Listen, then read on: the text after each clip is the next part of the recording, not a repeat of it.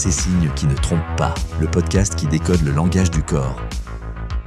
Bonjour et bienvenue, je suis Virginie Gratiani, experte en gestion des talents, fondatrice d'Apostrophe et auteure du guide professionnel Ces signes qui ne trompent pas, publié aux éditions Vibert. Aujourd'hui, je réponds à 3 questions clés que vous vous posez sur la communication non verbale dans l'univers professionnel.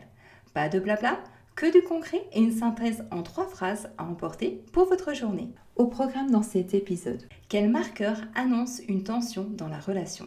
Comment distinguer un désaccord managérial et comment désamorcer un conflit avec le non-verbal. Tout d'abord, pour démarrer, quels sont les marqueurs qui annoncent une tension ? Une tension ne commence presque jamais par des mots. Elle commence souvent par un corps qui change. C'est pourquoi on peut détecter les marqueurs corporels lorsqu'on y prête attention. D'ailleurs, plus la pression monte, plus notre corps envoie des signaux. Les premiers marqueurs de tension sont souvent des changements dans notre corps.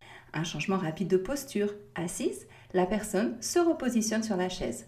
Debout, le collaborateur peut reculer son buste ou carrément faire quelques pas en arrière. Un changement également dans la nature de la réaction. Une personne très expressive devient soudainement discrète ou alors ne s'exprime plus. Un collaborateur qui semble subitement passer en mode apnée ou qui change de couleur de visage. Parfois, ce sont aussi des tensions très discrètes qui apparaissent et s'installent. Une mâchoire qui se crispe alors qu'on évoque un projet spécifique. Des lèvres pincées à répétition quand un collaborateur devrait plutôt s'exprimer. Et souvent, ces signaux peuvent apparaître quand un sujet précis est abordé en réaction à une parole par exemple. Alors comment distinguer un désaccord managérial ? Pour savoir si vous êtes face à un simple désaccord ou s'il s'agit d'un désengagement plus profond, il y a 2 indicateurs dans le comportement, la durée et la répétition.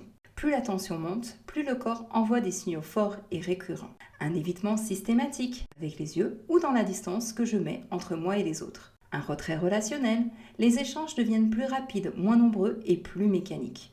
Ou encore des réactions émotionnelles disproportionnées qui questionnent, parce que le ton change et que l'énergie est soudainement différente. Face à un conflit, on me demande souvent quels sont les gestes qui peuvent prédire un clash dans un échange. Car en effet, certains comportements peuvent annoncer ce qui va se passer dans les secondes qui suivent. L'exemple auquel je pense immédiatement, c'est un repositionnement sur l'assise de la chaise, couplé à un buste qui part en avant, à une prise au sol des pieds et les yeux qui se baladent dans la pièce à la recherche de la porte de sortie. Là, c'est le combo gagnant qui me fait dire que la personne ne va pas tarder à se lever pour partir.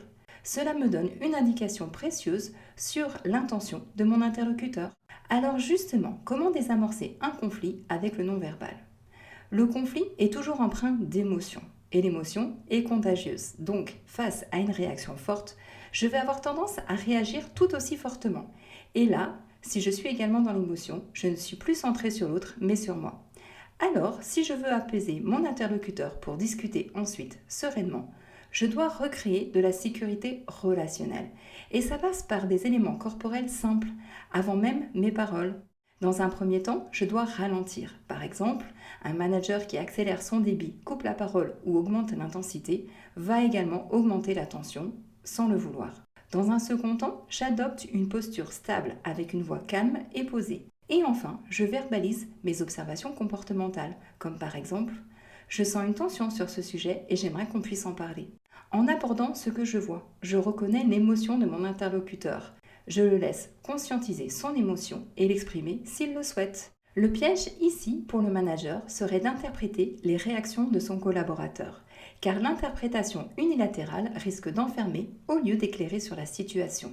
Une autre astuce, lorsque les échanges se tendent sérieusement, je peux changer la dynamique de l'échange en impulsant un autre mouvement dans la relation. Parfois, changer d'environnement, marcher quelques minutes, ou simplement modifier la disposition dans l'espace suffit à faire redescendre la pression. Pourquoi ? Parce que le conflit se fige aussi dans le corps. Le non-verbal devient alors un outil précieux, non pas pour éviter les conflits, mais pour empêcher qu'ils ne se rigidifient. Voilà, cet épisode touche à sa fin. Je vous laisse repartir avec ce récap en 3 points. Le corps révèle les tensions au travers d'un changement de posture et de réaction. La profondeur d'un désaccord se repère au travers des répétitions, évitement, retrait ou surréaction.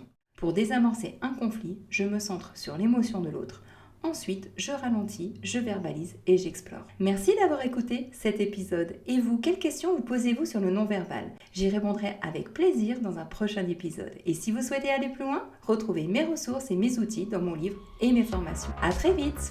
Ces signes qui ne trompent pas, le podcast qui décode le langage du corps.